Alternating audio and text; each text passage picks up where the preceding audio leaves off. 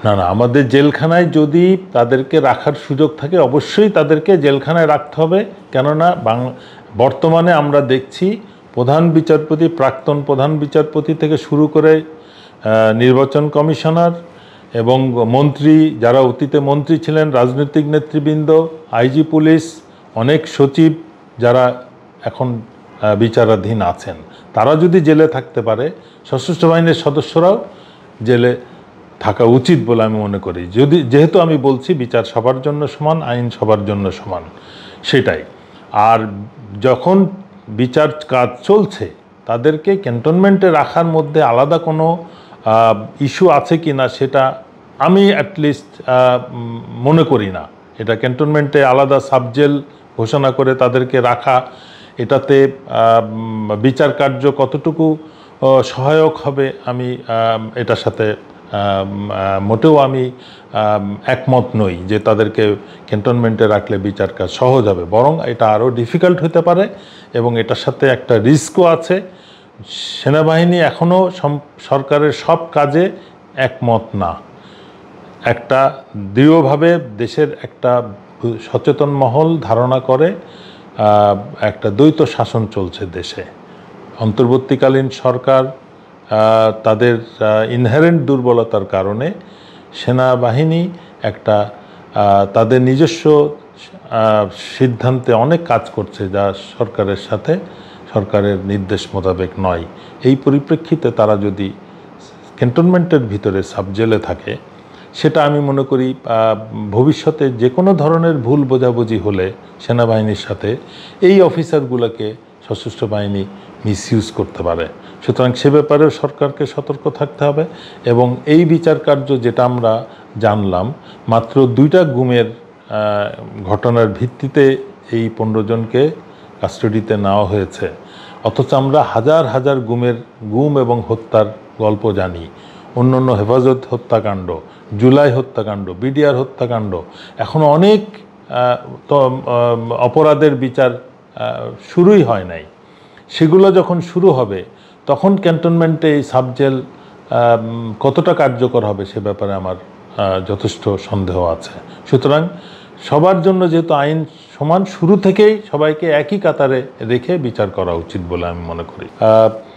এখন এই মুহূর্তে আমি যতটুকু জানি সে জুলাই হত্যাকাণ্ডের একটা বিচার প্রায় শেষ পর্যায়ে আছে, যেটাতে শেখ হাসিনা এবং প্রাক্তন স্বরাষ্ট্রমন্ত্রী এবং একটা বিরাট একটা দল যাদেরকে আসামি করে বিচার, তাদের অনুপস্থিতিতেই বিচার শেষ পর্যায়ে রয়েছে।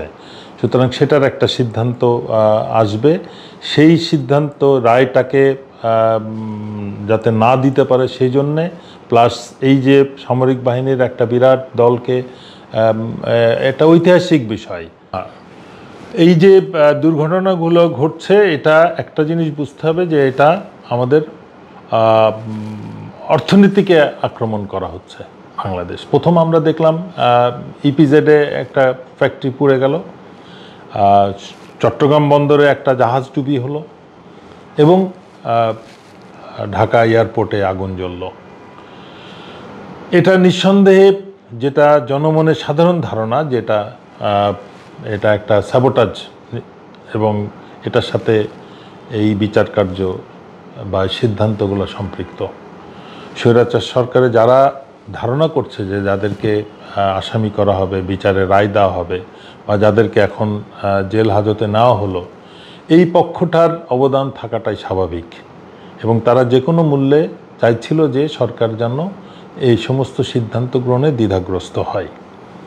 এবং তারই পরিপ্রেক্ষিতে দেশের অর্থনীতির প্রাণকেন্দ্রগুলোকে অ্যাটাক করা হয়েছে। সুতরাং একটা জিনিস বুঝতে হবে, আওয়ামী লীগ এমন একটা দল, যে দল যদি ক্ষমতায় না থাকে তাহলে কাউকেই শান্তিতে থাকতে দেয় না, একদিনও দেয় না, এবং সেটাই তারা প্রমাণ করলো। এবং এই দলটাকে এখনও কেন সন্ত্রাসী দল হিসেবে ঘোষণা করা হচ্ছে না, এটা একটা চিন্তার বিষয়। গোয়েন্দা ব্যর্থতা বললে কম বলা হবে, এটা গোয়েন্দা সম্পৃক্ততা। এবং সিভিল এভিয়েশনে আমি মনে করি এখন বিমান বাহিনীর অনেক কর্মকর্তা যারা ডেপুটেশনে আছে, এবং সিভিল এভিয়েশনে নিজস্ব একটা fire fighting system built in আছে, সেটাকেও আমরা কোনো নিষ্ক্রিয় দেখেছি। বাইরের থেকে ফায়ার ব্রিগেড পৌঁছানোর পরেও তাদেরকে ভিতরে প্রবেশ করতে দেওয়া হয় নাই। এবং এই যে ব্যাপক সংখ্যক বিমান বাহিনীর সদস্য যারা রয়েছে তাদের অনুমতি দেওয়া না দেওয়া, এই যে কার্যক্রম যেটা অলরেডি সোশ্যাল মিডিয়াতে দেখছি, এটা যদি সত্য হয় তাহলে এটাকে অবহেলা বললে ভুল বলা হবে। তারা এনশিওর করেছে যেন এই দুর্ঘটনা একটা ব্যাপক পর্যায় পর্যন্ত সংগঠিত হয়, এবং এই ধ্বংসযজ্ঞ চালানোটা আমি মনে করি এটা পরিকল্পিত ছিল। এবং সরকার যদি দ্রুত তদন্ত করে